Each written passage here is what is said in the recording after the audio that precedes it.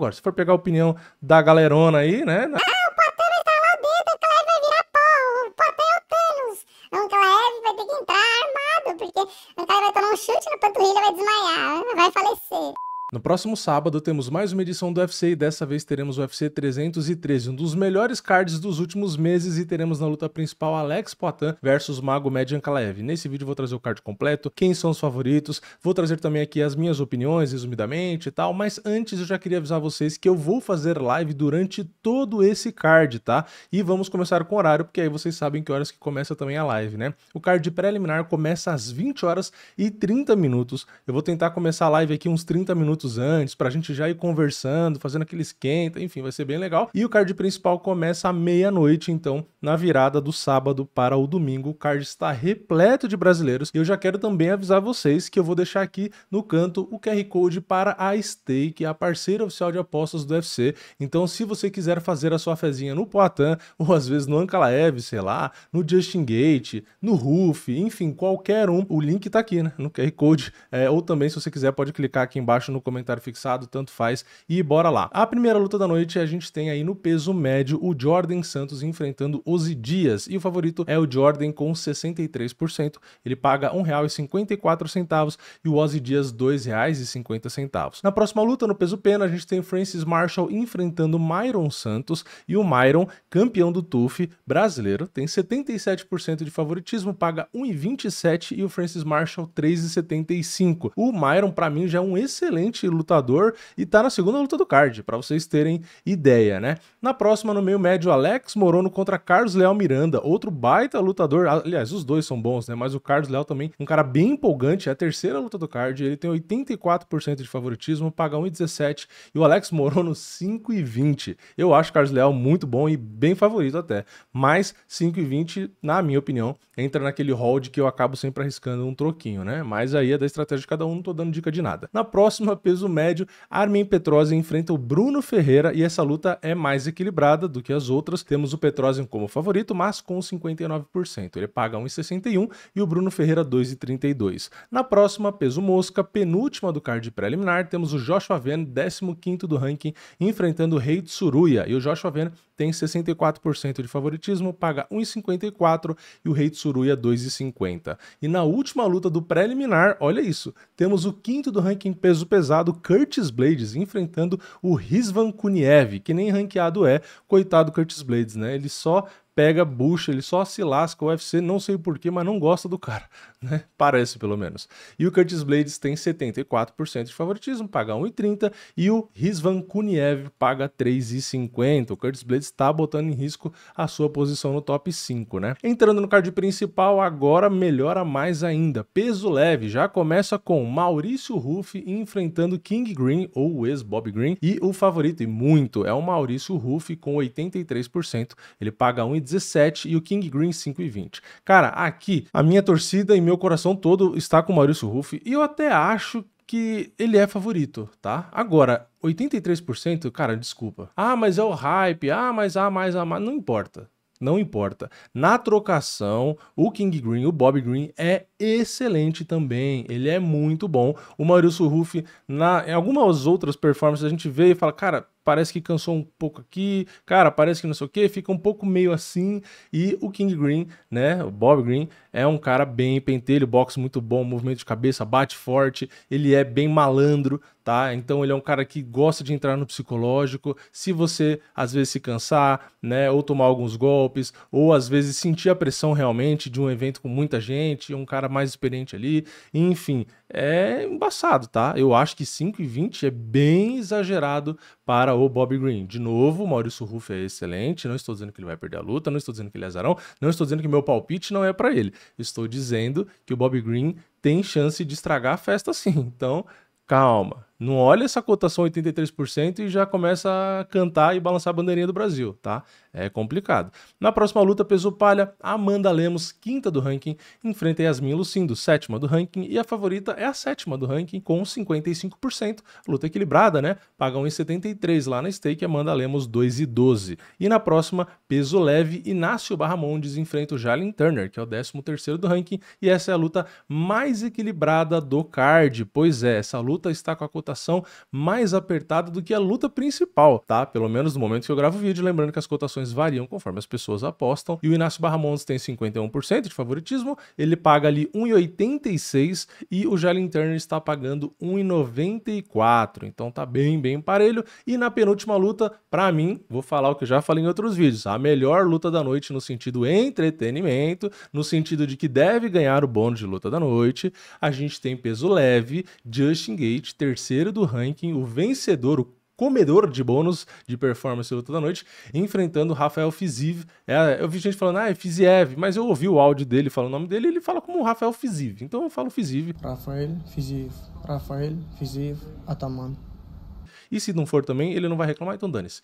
E aqui é uma revanche, tá? E eu achei curioso, porque o Gaethje venceu a primeira luta, ele estava como favorito, e no momento que eu gravo o vídeo, o Fiziev roubou a liderança aí, né? Ele roubou o favoritismo. Ele tem 53% de favoritismo, paga 1,78, e o Justin Gaethje R$ 2,04. Então, se você bota fé no Justin Gaethje, assim como eu boto também, lá na stake você tem a oportunidade de pegar ele um pouquinho azarão, lembrando que isso varia. Então, às vezes, concentrar já até inverteu, né? Então tem que ficar de olho aí direto.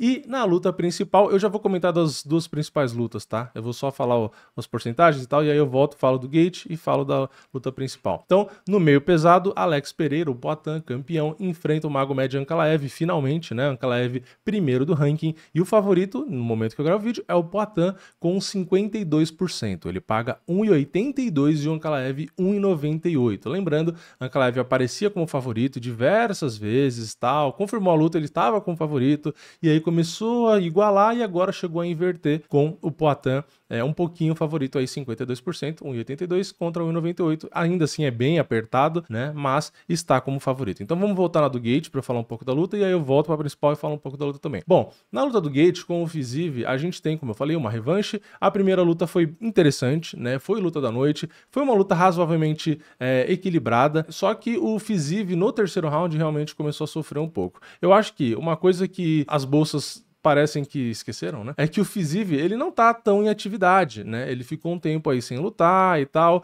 e isso deveria ter um peso, porque geralmente as bolsas colocam bastante peso nisso. A última luta dele foi em setembro de 2023. E se a gente for olhar brevemente as estatísticas da primeira luta dos dois, o que acontece? A gente tem no primeiro round, tá? O Fiziev conectando 4 golpes significativos a mais. No segundo, ele conectou 5 golpes significativos a mais, e no último, o Gaethje conectou 53 golpes significativos. Só que entra naquele detalhe que eu já tinha mencionado uma vez. O Fiziev colocou mais golpes no primeiro e no segundo, porém, menos de 40% dos golpes dele foram na cabeça, enquanto quase 80% dos golpes do Gaethje foram na cabeça. Então, isso faz muita diferença na hora de pontuar, né? Um golpe ali na perna ou no corpo tem seu valor, mas mesmo que seja limpo, geralmente não impressiona tanto o árbitro quanto um golpe limpo na cara, na cabeça, né? Então a cabeça acaba sendo o principal alvo e até faz sentido, né? Porque a cabeça é um pouco mais difícil de acertar, né? Você acertar um golpe no corpo é mais fácil, né? Ou mesmo ali, às vezes um chute na perna ou no corpo acaba sendo um pouquinho mais fácil, né? A cabeça o cara geralmente tá com a guarda ali, tá na distância, tem um movimento de cabeça, o alvo é menor e é um alvo muito móvel, né? Então geralmente golpes na cabeça não só fazem o cara sentir, às vezes corta, incha, chama mais atenção também e tal. Então, o Gaethje acabou vencendo, lembrando que um dos árbitros daquela luta marcou empate, né? Foi uma vitória por decisão majoritária do Justin Gaethje. Então, um juiz deu empate 28-28. Eu acho que vai ser uma luta tão boa quanto a primeira, ou às vezes até melhor. Acho que deve sim conseguir, né, o bônus de luta da noite e ainda acho que o Gaethje deve vencer, mas não é fácil. O Fiziev é um lutador excelente. O Fiziev, antes de perder do Matheus Gamrot, vinha de uma sequência de 6 bônus seguidos, tá? Ele tinha ganho 3 de performance e 3 de luta da noite, tá? Assim como o Gaethje também vinha numa sequência ali de muitos bônus, né? Na verdade, não ter bônus pro Gaethje que é estranho, né? Então, também é excelente. E falando um pouco da luta principal, uma luta que eu já falei muito, né? Mas vamos falar aqui um pouco de novo. A gente tem o Magomed Ankalaev como o cara, talvez um dos únicos que tenha realmente um nível de grappling para levar um pouco de dificuldade para o Poatan. Muita gente vai falar, mas ele enfrentou o Blachowicz, mas ele enfrentou não sei quem.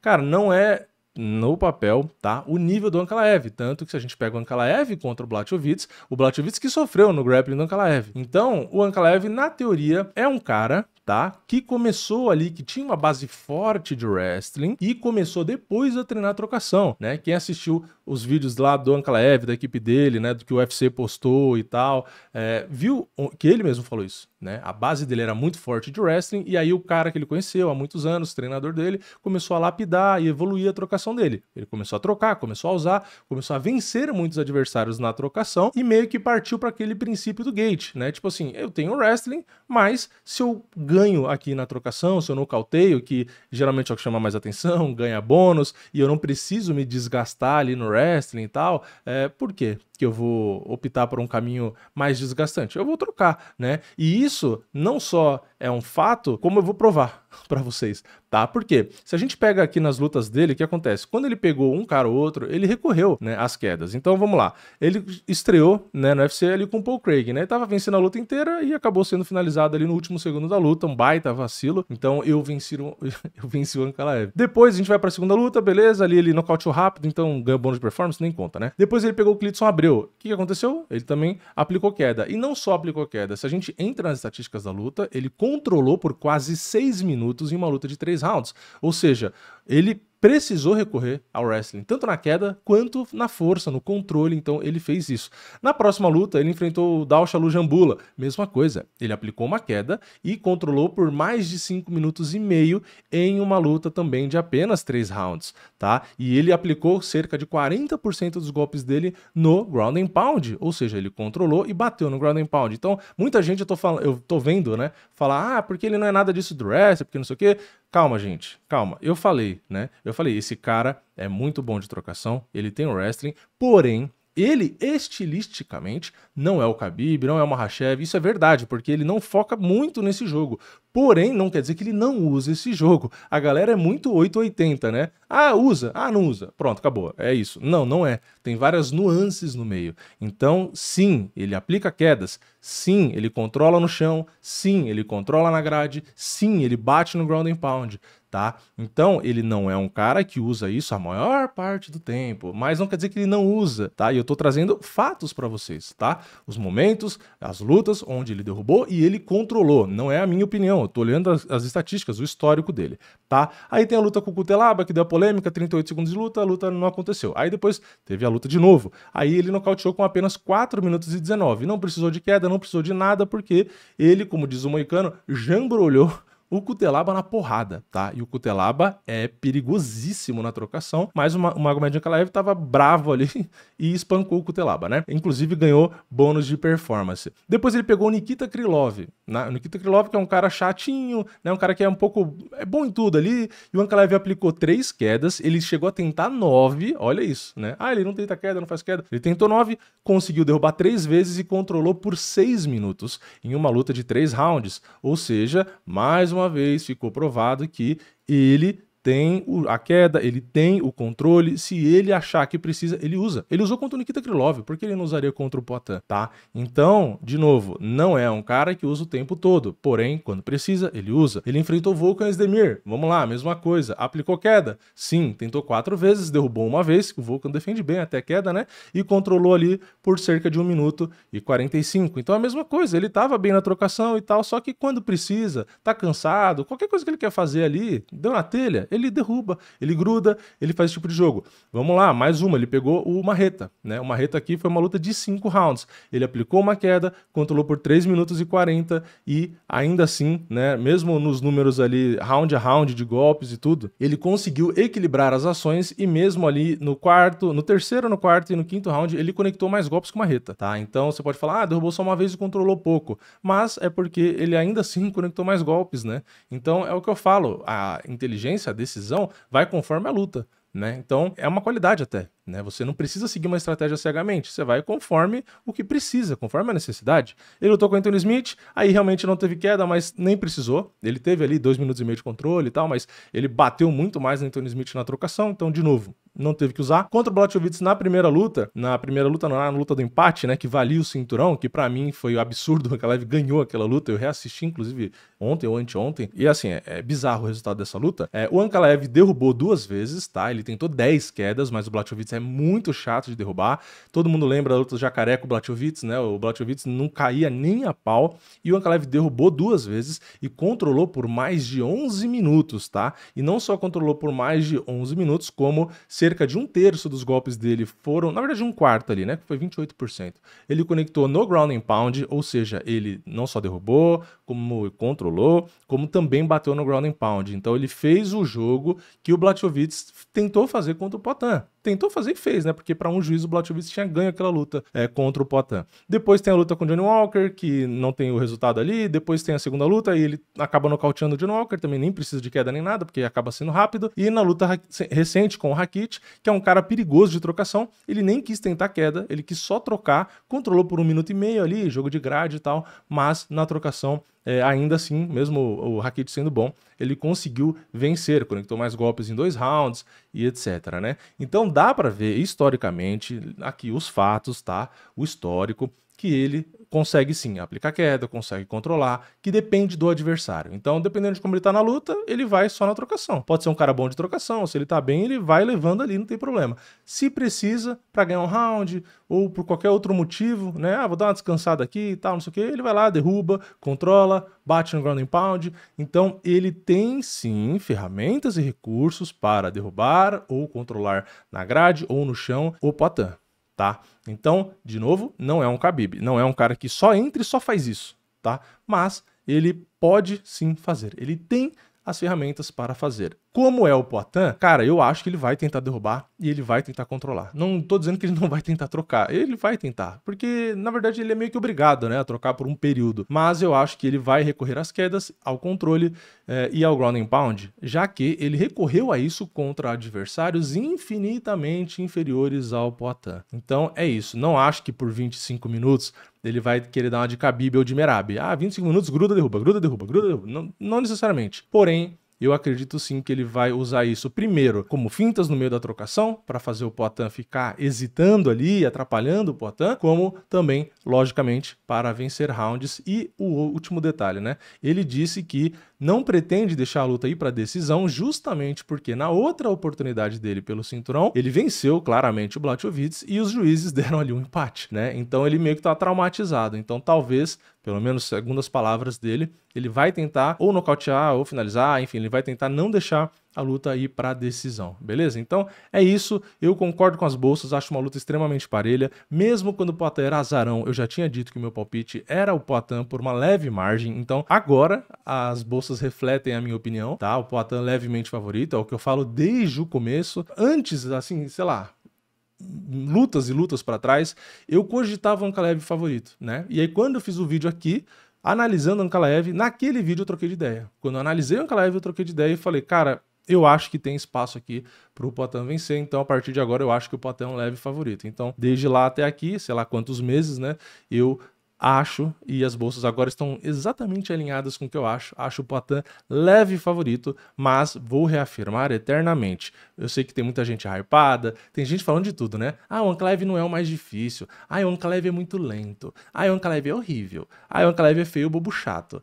Cara, ele é o mais difícil, tá? Então, reafirmo, ele é o adversário mais complicado nessa categoria. Não quer dizer que ele vai vencer, não acho ele favorito, mas comparando com o restante estilo de jogo, ele é o mais difícil, né? E se a gente pega a opinião de quem não é baba-ovo, né? Você vai pegar a opinião do pessoal mais especializado, que a gente respeita mais uma opinião imparcial, tipo o Parrumpa, né? Ou os caras de fora também. Você vê que todo mundo falando a mesma coisa. É o adversário mais difícil, né? Agora, se for pegar a opinião da galerona aí, né? Ah, o Poatan vai estralar o dedo, o Ankalaev vai virar pó, o Poatan é o Thanos. O Ankalaev vai ter que entrar armado, porque o Ankalaev vai tomar um chute na panturrilha, vai desmaiar, vai falecer, né? Então, é isso, né? Temos opiniões e opiniões. Então, eu acho o Poatan, acho que ele vence, tá? Mas não acho que é assim, ó. O Ankalaev entrou no ringue, ó.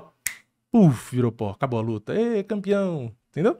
Mas é isso, deixa o seu like aqui embaixo, se inscreve no canal, ativa o sininho. Eu vejo vocês na próxima. É nóis, valeu, falou!